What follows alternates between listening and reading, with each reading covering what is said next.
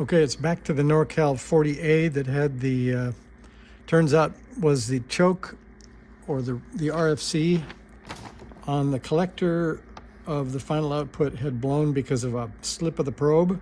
So I couldn't find, in this case it was a 18 microhenry choke. I couldn't find one of those, so I put a 15 in, and I'll show you the result of that.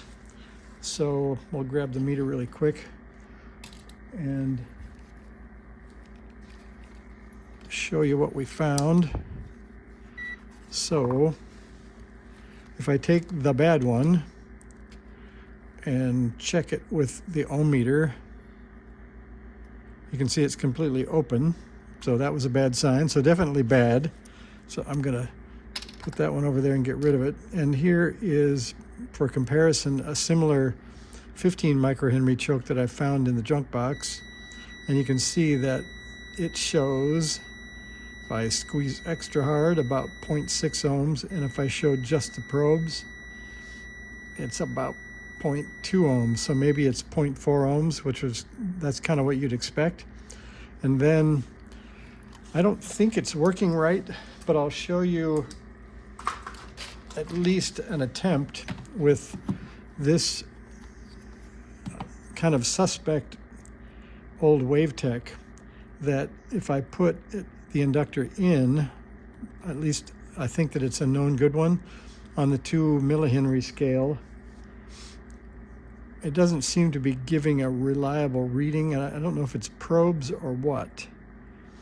In fact, it's even different than the last time I showed it. But if I take the bad one and put that in, I don't know if I need batteries or if something else is up with this meter.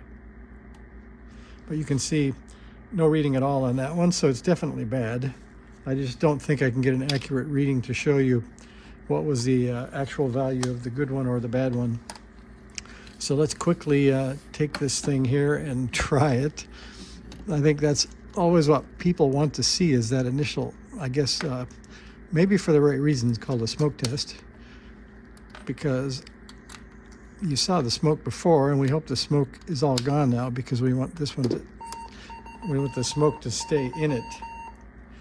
And let's see, the easiest way for me to show you the output would be to connect a probe up and show you the output. So we'll grab onto that crystal filter ground and stick a probe on the output. Whoops.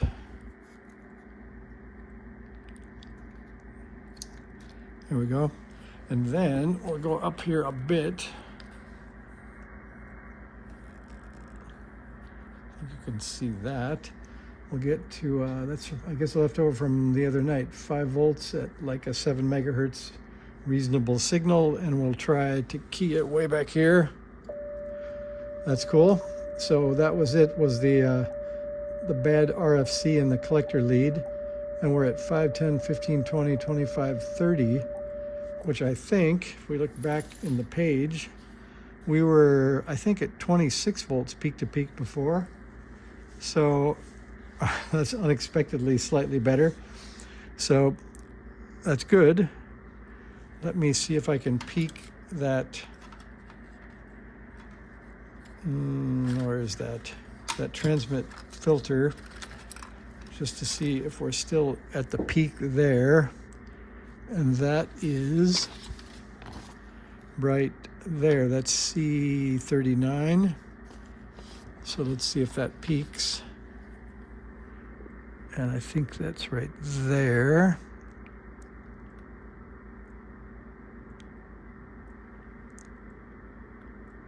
Almost had a swing and a miss there. And the key's in a nice place. Looks like it's still peaked. So we're at about 30 volts peak to peak. So now we can go back to our, I guess it was, pardon me, this was the 40A, which was 36 volts peak to peak. So we're slightly less. And I can't believe it's the difference between an 18 and a 15 microhenry choke. Oh, I know what it is. Now you're going to call me the famous word they call hams that screw up, a lid, because I was on the wrong antenna switch, so let's just try that one more time. That's better. So now we're on a real 50 ohm load. So we'll turn that up to here. 5, 10, 15, 20, 25, 30, 35, 36. All right, so we've recreated the old conditions, so we're in good shape. So repair complete. I'll make this one short. We'll call this NorCal 40A number 2, and we'll get back to looking at the output filter on the NorCal 40B. So thanks for stopping in. See ya.